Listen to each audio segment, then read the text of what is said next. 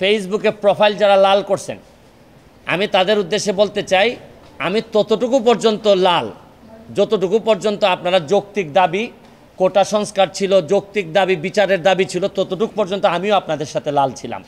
কিন্তু যখন আপনারা আমার নেত্রী জননেত্রী শেখ হাসিনার পদত্যাগ দাবি করতেছেন এবং ধ্বংসলীলায় মেতে উঠেছেন, তখন আমি যেমন আপনাদের যেমন আমার নেত্রীর বিরোধিতা করার অধিকার আছে, আমারও আমার নেত্রীর পক্ষে দাঁড়ানোর অধিকার আছে।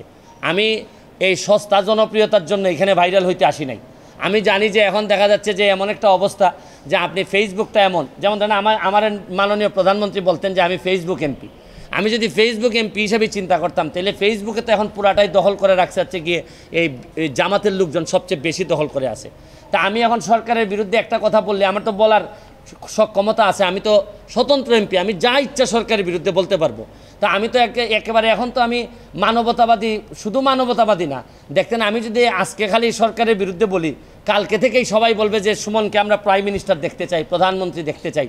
তা আমি তো ওই প্রধানমন্ত্রী আর লোভে আসি না। এইখানে আমার রাইট রং বোঝার ক্ষমতা হয়েছে, আমি পড়াশোনা করে ব্যারিস্টার হয়েছি।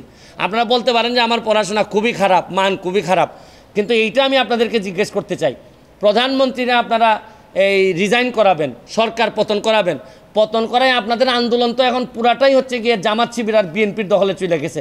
তাইলে আপনারা জামাতকে আবার ক্ষমতায় আনবেন, তারেক জিয়ারে আবার ক্ষমতায় নিয়ে আসবেন যিনি দ্বন্দ্বপ্রাপ্ত। তাইলে আপনারা যদি এইগুলো আনেন, তাহলে আজকে আপনারা এক দফা চাচ্ছেন। এক দফায় কি মনে করলাম যে আপনাদের এক দফায় আমি মেনে নিলাম, মাননীয় প্রধানমন্ত্রীকে বললাম যে আপনি কি করেন, পদত্যাগ করেন, ছাত্ররা মারা যাচ্ছে, এই না সেটা আমরা বললাম তারে, স্বতন্ত্র এমপি হিসাবে আমি তারে বললাম। আজকে যারা এক দফা দিচ্ছে, কালকে এরা আরেকটা দফা দিবে, দিয়া বলবে যে আপনি আওয়ামী লীগ করা বন্ধ করেন, এই দেশে কেউ আওয়ামী লীগ করতে পারবে না। 2 দিন পরে বলবে যে এই দেশে মুক্তিযুদ্ধের চেতনা থাকবে না। এরা একটার পর একটা দফা তো আপনি যদি সব সারেন্ডার করে মেনে নেন, তাহলে আমরা যাব কোথায়? আমি তো কোনো সংঘাত চাই না, আমি তো কোনো ধরনের সংঘাত, একটা প্রাণহানিরও আমি কোনোভাবেই পক্ষে না। যতগুলা ছাত্র মারা গেছে তাদের প্রতিটা ছাত্রের আত্মার মাগফিরাত কামনা করা এবং বিচারের ব্যবস্থা করার জন্য আমি সবচেয়ে, শুনেন, এখন হয়েছে কি, দুর্নীতির বিরুদ্ধে যুদ্ধ তো নাই, এখন তো নতুন আরেক যুদ্ধ তৈরি হয়েছে। দুর্নীতির বিরুদ্ধে যুদ্ধ শেষ, দুর্নীতিবাজরা তো যে যার মতো করে সেফ আছে।